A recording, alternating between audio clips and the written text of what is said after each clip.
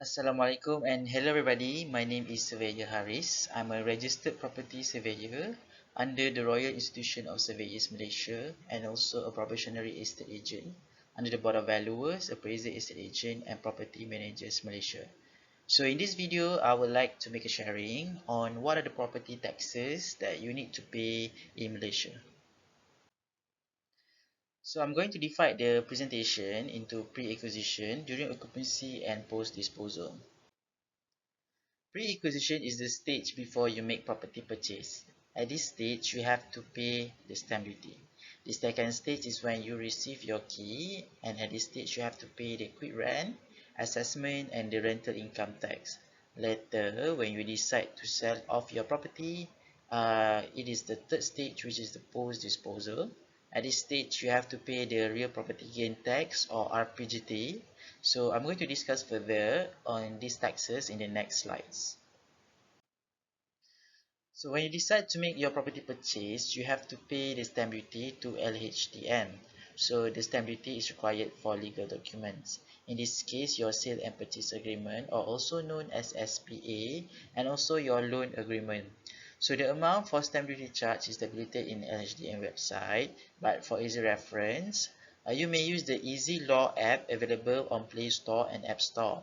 So in the budget 2023, the previous government announced stamp duty exemption up to 75% for property price 500,000 to 1 million and property price 500,000 and below.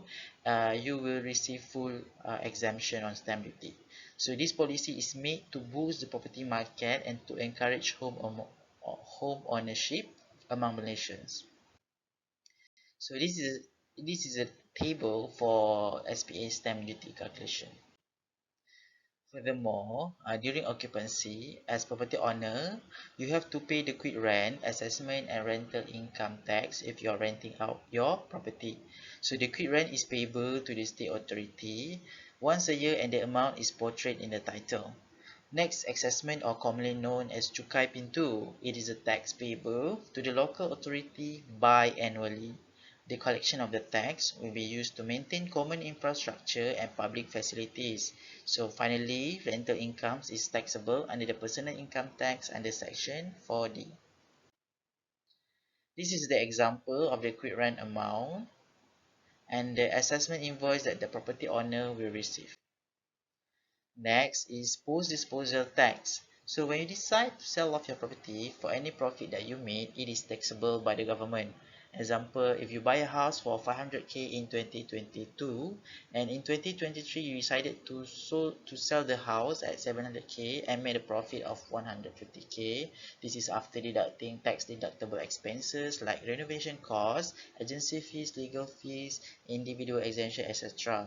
For individual, the individual tax exemption is 10% from the net profit. This leaving you with 135,000 of taxable gain. So your taxable gain is subject to a percentage of RPGT. So in this case, it is 30%.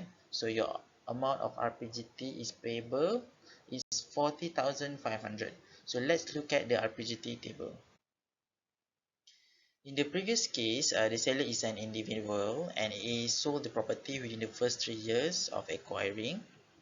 So the profit is subject to 30% RPGT. So this is the calculation of RPGT.